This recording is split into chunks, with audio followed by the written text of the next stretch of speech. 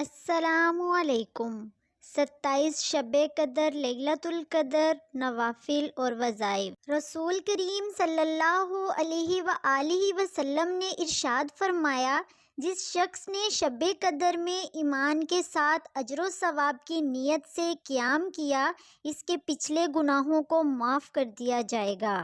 حضرت انس رضی اللہ تعالی عنہ سے روایت ہے کہ نبی کریم صلی اللہ علیہ وآلہ وسلم نے ارشاد فرمایا کہ لیلۃ القدر کو حضرت جبرائیل علیہ السلام فرشتوں کے جمع غفیر کے ساتھ زمین پر اترتے ہیں، اور ملائکہ کا یہ گروہ ہر اس بندے کے لیے دعائے مغفرت اور التجائے رحمت کرتا ہے جو کھڑے ہوئے یا بیٹھے ہوئے اللہ عز و جل کے ذکر میں مشغول ہوتا ہے۔ لیلۃ القدر کی دعا۔ نبی کریم صلی اللہ علیہ وآلہ وسلم نے یہ دعا حضرت عائشہ صدیقہ رضی اللہ تعالی عنہا کو سکھائی۔ اللہم انک عفو تحب العفو فاعف عنی، یا غفور یا غفور یا غفور۔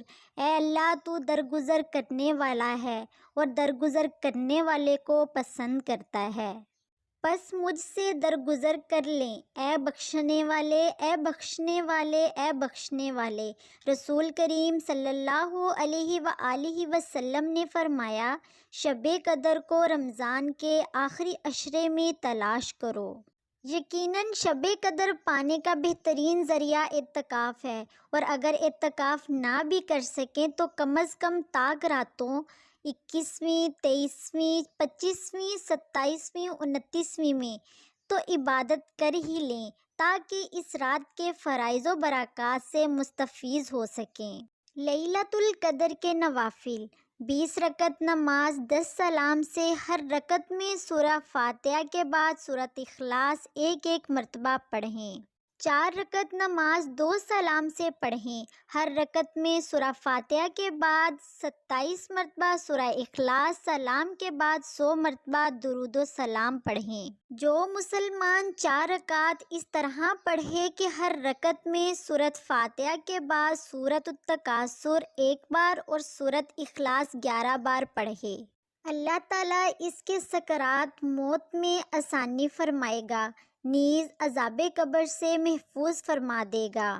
جو مسلمان 20 رکعتیں اس طرح پڑھے کہ ہر رکعت میں سورہ فاتحہ کے بعد 21 بار سورہ اخلاص پڑھے، وہ اپنے گناہوں سے اس طرح پاک ہو جائے گا گویا آج ہی پیدا ہوا ہے۔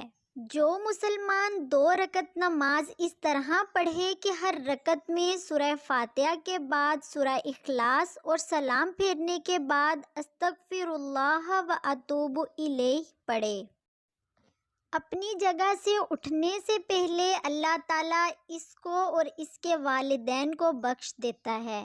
اور اگر آپ نے ابھی تک ہمارے چینل کو سبسکرائب نہیں کیا تو ہمارے چینل کو سبسکرائب کریں اور ساتھ دیے گئے بیل آئیکن کو ضرور دبائیں۔ Thanks for watching.